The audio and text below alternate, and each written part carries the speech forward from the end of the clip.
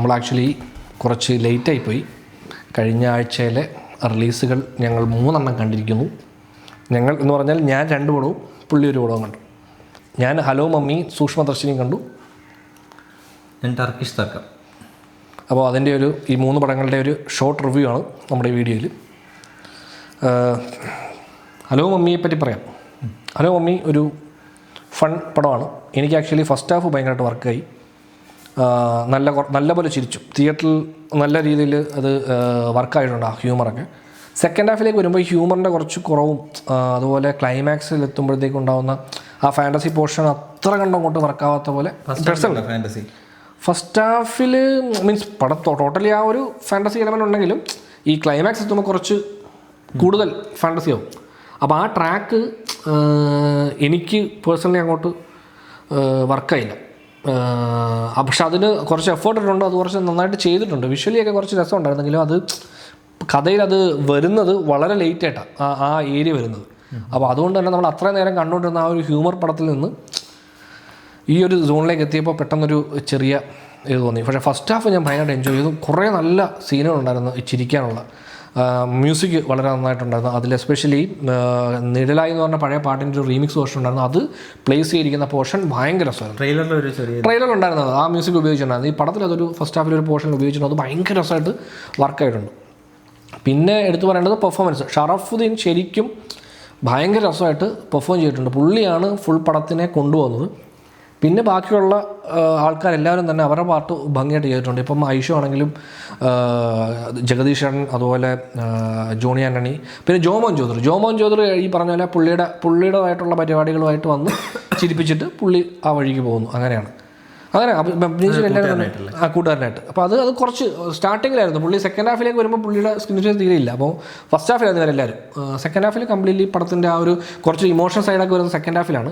ഇത് horror comedy ജോണറിലാണ് ഈ cinema വന്നിരിക്കുന്നത്. പക്ഷേ ആ സിനിമയിൽ ഈ ഹൊറർ എന്നത് അതിലെ ക്യാരക്ടേഴ്സാണ്, അവർക്കാണ് ഈ ഹൊറർ ഫീലും. അവരുടെ ആ ഹൊറർ ഫീലിൽ നമുക്ക് കോമഡിയാണ് ഉണ്ടാകുന്നത്. അങ്ങനെയാണ് അതിൻ്റെ ട്രീറ്റ്മെൻറ്റ്. നമുക്ക് ഹൊറർ എന്നുള്ളൊരു പാട്ട് കാണുന്ന ഓഡിയൻസ് അത്ര കണ്ട് ഉണ്ടാകുന്നില്ലെങ്കിലും അതിനകത്തെ ക്യാരക്ടേഴ്സ് ഈ ഭയക്കുന്ന കാണുമ്പോൾ നമ്മൾ ചിരിക്കുന്ന ആ ഒരു പരിപാടിയാണ് അവർ ട്രൈ ചെയ്തിരിക്കുന്നത്. മലയാളത്തിൽ വളരെ ലെക്സ് എക്സ്പ്ലോർഡ് ആയിട്ടുള്ള ഒരു ജോണറിൻ്റെ ഒരു ആ ലൈൻ ഏറ്റവും കൂടുതൽ അതിൻ്റെയും കുറച്ചുകൂടെ എക്സാജറേറ്റഡ് വേർഷൻ ചെയ്യുന്നതാണ് സുന്ദർസി തമിഴിലൊക്കെ. അത് ഈ പടം കണ്ടുകൊണ്ടപ്പോൾ എനിക്ക് ആദ്യം തോന്നുന്നത് ഈ സിനിമയുടെ റൈറ്റ്സ് തമിഴിൽ ഹിന്ദിയിലൊക്കെ പോയാൽ ഡെഫിനറ്റ്ലി അവിടെ ഒരു ഭയങ്കര വലിയ ഹിറ്റ് ഉണ്ടാക്കാൻ പറ്റുന്ന എല്ലാ കണ്ടന്റും ഈ പടത്തിൽ കിടപ്പുണ്ട്. ഇത് ഏറ്റവും കൂടുതൽ വർക്കാകാൻ പോകുന്നത് തമിഴ് അല്ലെങ്കിൽ ഹിന്ദി. തമിഴിലും ഹിന്ദിയിലും. എനിക്കിതിൻ്റെ പേര് അവർ കുറച്ചുകൂടെ ട്വീക്ക് ചെയ്തിരുന്നെങ്കിൽ കുറേ കൂടെ മാസ് അപ്പീലുള്ളൊരു മാസല്ല കുറേ കൂടെ അപ്പീലിംഗ് ആയിട്ടുള്ളൊരു പേരിലേക്ക് കൊണ്ടുവരാമെന്ന് തോന്നിയത്. ഹലോ. പക്ഷേ ഈ പടത്തിനകത്ത് ആ പേര് കുറച്ച് ഇൻട്രസ്റ്റിംഗ് ആയിരുന്നു. അതായത് ആ ഇതിലെ മെയിൻ ക്യാരക്ടർ എന്ന് പറയുന്ന ആ മമ്മിയുടെ ഒരു ഇതാണ്. അപ്പോൾ അത് കുറച്ച് രസമുണ്ടായിരുന്നു. അതിൽ ആ പാട്ടൊക്കെ ഭയങ്കര രസമുണ്ടായിരുന്നു. പിന്നെ രണ്ടാമത്തെ cinema സൂക്ഷ്മദർശിനിയാണ്. Sookshmadarshini actually MC Jithin അദ്ദേഹത്തിൻ്റെ സെക്കൻഡ് പടമാണ്. നോൺസെൻസ് ആയിരുന്നു ഫസ്റ്റ് പടം. അപ്പോൾ അത് എഴുതിയിരിക്കുന്നതും പുള്ളിയും പിന്നെ കോറൈറ്റേഴ്സ് ഉണ്ട്. അത് ബേസിൽ ആൻഡ് നസ്രിയ ഇവർ 2 പേരുമാണ് സിനിമയുടെ നെടുന്തൂൺ. അതിൽ എനിക്ക് ഫേവറേറ്റ് ആയിട്ട് എനിക്ക് തോന്നിയത് ബേസിലാണ്. എനിക്ക് ഭയങ്കരമായിട്ട് ഇഷ്ടപ്പെട്ടത്. കാര്യം ബേസിൽ നമ്മൾ അങ്ങനെ കാണാത്തതുകൊണ്ട് ഭയങ്കര രസമായിട്ട് തോന്നി. അങ്ങനെ കാണാത്തതെന്ന് വെച്ചാൽ അങ്ങനെയല്ല, എന്നാലും പുള്ളിയുടെ ക്യാരക്ടർ കുറച്ചുകൂടി ഒരു നെഗറ്റീവ് അല്ലെങ്കിൽ ആ ഇമേജ് ഉള്ള ഒരാളാണ്. ഈ ജയ് നമ്മൾ കണ്ടതിനേക്കാളും കുറച്ചുകൂടി ഡാർക്ക് ഷെയ്ഡ് ഉള്ളൊരു ക്യാരക്ടറാണ്. അത് ഭയങ്കര രസമായിട്ട് പുള്ളി ചെയ്തിട്ടുണ്ട്. നസ്രിയ ആസ് യൂഷ്വൽ പുള്ളിക്കാരി കൊടുത്തുള്ള വൃത്തിയായിട്ടുണ്ട്. പക്ഷേ അത് ഈ പറഞ്ഞ പോലെ ഒരു മീറ്ററിന് മേളിൽ പോവുകയോ അല്ലെങ്കിൽ ഭയങ്കര ലോ ആവുന്നില്ല. അത് ഒരു കറക്റ്റ് മീറ്ററല്ല പുള്ളിക്കാരി അത് ഹാൻഡിൽ ചെയ്തത്. ലാസ്റ്റ് ചെയ്തവിടെ മറ്റേ തെലുങ്ക് പടം നമ്മുടെ അണ്ടേ സുന്ദരാനിക്ക്. അത് കഴിഞ്ഞ മലയാളത്തിൽ വേറെ പടം ഏതാ ചെയ്തിരിക്കുന്നത് ലാസ്റ്റ്? നമ്മുടെ ജീസസ് ട്രാൻസിലാണ് അല്ലേ ലാസ്റ്റ് ചെയ്തത്. സൂക്ഷ്മദർശിനി വളരെ എന്താ പറയുക ഒരു അടിപൊളി ത്രില്ലർ പടമാണ്. ഭയങ്കര രസമാണ് സിനിമ. അതിൻ്റെ സസ്പെൻസും കാര്യങ്ങളൊക്കെ നല്ല രീതിയിൽ വർക്കായിട്ടുണ്ട്. ഒരു വളരെ ലിമിറ്റഡ് സ്പേസിൽ നിന്നുകൊണ്ടാണ് സിനിമയുടെ കഥ പറഞ്ഞിരിക്കുന്നത്. കംപ്ലീറ്റ്ലി ഒരു നെയ്ബേഴ്സാണ് മെയിൻ. അത് കൊള്ളാം. അത് നല്ല രസമുണ്ട്. നമ്മൾ പറഞ്ഞ പോലെ ഡിസ്റ്റർബിയയുടെ ആ ഒരു ഡിസ്റ്റർബിയ ആക്ച്വലി ഇത് റിയർ വിൻഡോയ്ക്ക് കൊടുക്കുന്ന ഒരു ഹൊമേജാണ്. അതായത് ആൽഫ്രഡ് ഹിച്ച്കോക്കിന്റെ പടങ്ങൾ ഡയറക്ടറും ഒക്കെ പറഞ്ഞിരുന്നു ഇങ്ങനെ ഹിച്ച്കോക്കിന്റെ ഇൻഫ്ലുവൻസ് ഉണ്ട്, ഹിച്ച്കോക്കിനെ കുറിച്ച് ഏറ്റവും സംസാരിക്കുന്നവരും. അതെ, അതാണ് സിനിമ അങ്ങനെയാണ് ട്രീറ്റ് ചെയ്തിരിക്കുന്നത് അവർ. ഡെഫിനറ്റ്ലി തിയേറ്ററിൽ പോയി കാണാൻ പറ്റുന്ന ഒരു പടമാണ്. നല്ല എൻ്റർടൈനിങ് ആണ്. പിന്നെ ഈ പടത്തിൻ്റെ ലുക്കും ഈ പറഞ്ഞ പോസ്റ്റർ ഈ ആക്ടേഴ്സിനെ കാണുമ്പോൾ ഇത് കോമഡി ഉണ്ടാവുമെന്ന് വിചാരിച്ചാൽ അത്ര കോമഡി ഹ്യൂമർ അല്ല, എന്നാലും ചെറിയ ചെറിയ ലൈറ്റ് ഹ്യൂമേഴ്സ് ഉണ്ട്. ബട്ട് പടം ഒരു പ്രോപ്പർ ത്രില്ലറാണ്. അത് ഡെഫിനറ്റ്ലി പോയി കാണാവുന്നതാണ്. ഇപ്പോൾ ഹലോ മമ്മിയും ഇത് രണ്ടും തിയേറ്ററിൽ പോയി കാണുന്നത്. ഹലോ മമ്മി ആക്ച്വലി എനിക്ക് തോന്നുന്നു കുറച്ചുകൂടെ ഫാമിലി ഓഡിയൻസിന് ഭയങ്കരമായിട്ട് വർക്കാവുന്ന ടൈപ്പ് പടമാണ്. ഈ സൂക്ഷ്മദർശിനി അവർക്ക് രസമാണ്, കാരണം അവർക്ക് ഫേവറേറ്റ് ആയിട്ടുള്ള രണ്ട് ആക്ടേഴ്സ് അത്യാവശ്യം അതെ ഇപ്പോൾ രണ്ടും ഇപ്പം നല്ല രീതിയിൽ തന്നെ പോകുന്നുണ്ട്. ടർക്കിഷ് സർക്കം വളരെ ചെറിയൊരു സിനിമയാണ്. എൻ്റെ സബ്ജക്റ്റ് വൈസ് കുറച്ച് വലിയ സബ്ജക്റ്റ് ആണെങ്കിലും ഒരു 1:50 അത്രയും തോള്ളൂ സമയം. അപ്പം ഇതിൻ്റെ ബേസിക് ഐഡിയ എനിക്ക് ഒരുപാട് ഇഷ്ടപ്പെട്ടായിരുന്നു. അത് ട്രെയിലർ നമുക്കൊരു അതെ, ഞാൻ ട്രെയിലർ ആക്ച്വലി കണ്ടില്ല. അതിന് മുമ്പ് ഒരു പ്രൊമോ ഇറങ്ങിയില്ലായിരുന്നു, അതായത് ഇവർ തമ്മിൽ അടിവെക്കുന്ന. പക്ഷെ അപ്പം ഞാൻ വിചാരിച്ച ഒരു അടിപ്പടമായിരുന്നു. പക്ഷേ ആ പ്രൊമോ വീഡിയോയും പടവുമായിട്ടൊരു ബന്ധമില്ല. മനസ്സിലായി. അതായത് സിനിമയിൽ ഇവർ തമ്മിൽ കാണുന്ന പോലുമില്ല ഈ രണ്ട് ക്യാരക്ടേഴ്സ്. പടം തുടങ്ങുന്നത് ഭയങ്കര ഗംഭീരമായിട്ടാണ്.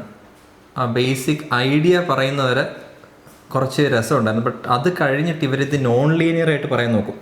നമ്മളിങ്ങനെ രസമുള്ള സംഭവം ഓപ്പൺ ചെയ്തിട്ട് പിന്നെ അവിടുന്ന് കട്ട് ചെയ്ത് ഫ്ലാഷ് ബാക്കിലേക്ക് പോകും. അപ്പോൾ അവിടെ ശരിക്കും പടം ഇച്ചിരി ഡൗൺ ആവും. ആ പോർഷൻ വേണ്ടായിരുന്നു. പക്ഷേ എനിക്ക് തോന്നുന്നു ആ പോർഷൻ കുറച്ചധികം ഇച്ചിരി വലിയും ആ പോർഷൻ. അത് സംഭവം എന്ന് വെച്ചാൽ ഈ ഫൈനലായപ്പോഴത്തേക്ക് 1:48 ഉള്ളൂ പടം. അപ്പോൾ എനിക്ക് തോന്നുന്നു ഇതിലും കുറവായിരുന്നു ഇവരുടെ ഇഷ്ടകട്ട്. അതായത് 1.5 മണിക്കൂർ വന്നപ്പം അത്രയും പോരല്ലോ, തിയേറ്ററിക്കൽ റിലീസിനൊരു 2 മണിക്കൂറിന് അടുത്ത് വേണ്ടതെന്ന് വിചാരിച്ചിട്ട് അങ്ങനെ വലിച്ച ഒരു ഫീലുണ്ട് ഫസ്റ്റ് ഹാഫിൻ്റെ. കുറേ അധികം സംഭവങ്ങൾ നമുക്ക് പടത്തിൻ്റെ കഥയ്ക്കോ അല്ലെങ്കിൽ ആ മെയിൻ പ്ലോട്ട് എലമെൻറ്റിനോ ആവശ്യമില്ലാത്ത കുറേ സംഭവങ്ങളുണ്ട്.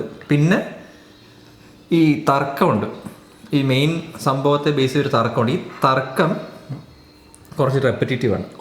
അത് ഒരു സീൻ വന്നിട്ട് ഒരു സാധനം പറയും. ഇപ്പം ഒരു 2 സൈഡാണല്ലോ, അപ്പോൾ 2 സൈഡ് ഓരോ പോയിന്റ് പറയും, വീണ്ടും ഒരു റൗണ്ട് കഴിഞ്ഞിട്ട് ഇതേ പോയിന്റ് തന്നെ റിപ്പീറ്റ് പറയും. അപ്പോൾ അങ്ങനെ കുറച്ച് 2 ഹാഫിലും വലിയും. പക്ഷേ ബെറ്റർ ഹാഫ് എന്ന് പറയുന്നത് ഈ മെയിൻ പ്ലോട്ട് എലമെൻറ്റിൽ നിൽക്കുന്ന സെക്കൻഡ് ഹാഫാണ്.